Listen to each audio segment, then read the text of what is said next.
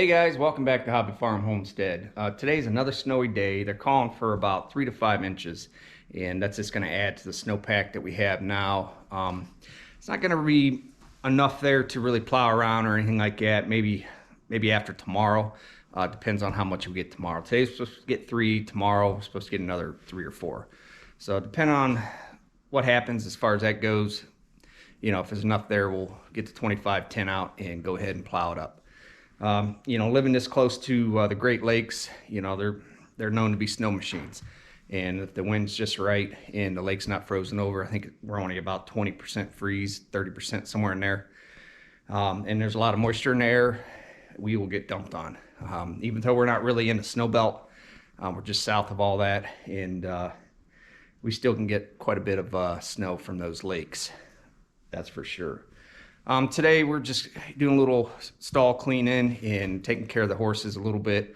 A couple of them are outside. Some of them we don't leave out there. They just don't like the snow. So the other ones that are out there, they don't mind it. They got the lean-to get underneath of if they want to get out of it.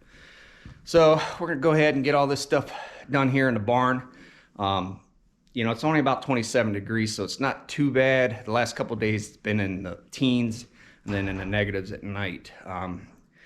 The buckets were froze one morning so far, which isn't too bad. Normally this year they're froze every morning. They will be froze tomorrow and the next day because we are going to get negative temperatures at night, so the water will freeze. One thing about this barn is when I built it, we did the metal siding, and the metal siding, it just makes this barn a whole lot colder than, you know, a typical barn with wood siding. Maybe I should have put a vapor barrier behind it against the 2x4s, but we at the time, I mean, that's been about 15 years ago I built this barn. So at that time it really wasn't a major thing. I mean, they were using it, but it wasn't like everybody was using it. So I just went ahead and put the metal right against the 2x4s. If I had to do it over again, obviously I would definitely put the vapor barrier or just use wood. Down the road, maybe that's something we can think about, is just change the siding on the barn, but definitely not right now because of the material cost. Definitely not going to do that right now. But yeah, so if you are building a horse barn, definitely think about, you know, what you're putting on for siding, because in the summer it's super hot in here, in winter and it's super cold. Yeah, the vapor barrier would have helped a little bit, but not that much. So I recommend going wood if you can, for the horse barn or any barn really. You know, it's just, you know, temperature wise, it's just that much better. All right guys, we'll go ahead and get in these chores, and I'll meet you guys in the shop after we're all said and done there. I want to talk about a couple things that we got going on in there and go from there.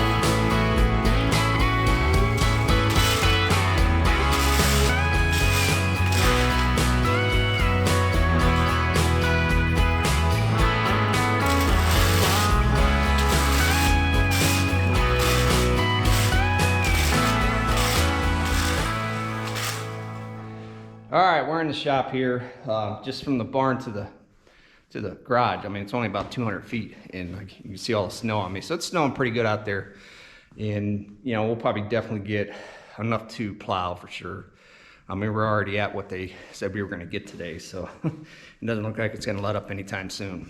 But in here, I still have the 2510 in here, and I want to show you the one thing that we definitely have to get fixed on the 2510 before spring comes and summer, and it's for the 3-point hitch. The cable that runs down from the lever froze up. It's kind of like a Morris cable, you know, a cable inside of a sleeve, and it just got froze up, and it ended up snapping off of the one lever here. I don't know if you can see that or not. This lever right here is supposed to connect it. So I ordered the cable. It's about 83 bucks for the cable. It goes down, around, goes around there, and it hooks into like the hydraulic control valve. It's over there. So really all I need to do is take all these panels and stuff off and get to this lever, because it's just like a, you know, it's a mechanism that goes in there, and 90's down, it's got like a little hook on it that hooks to the cable. So I mean, it's not gonna be a major project, but it's definitely gonna be a project. Probably an all-day project, because I'm gonna have to take like the floor pan and all that stuff off to get to that cable. And like I said, that operates the 3-point. Now it's these right here, you know, operates them up and down.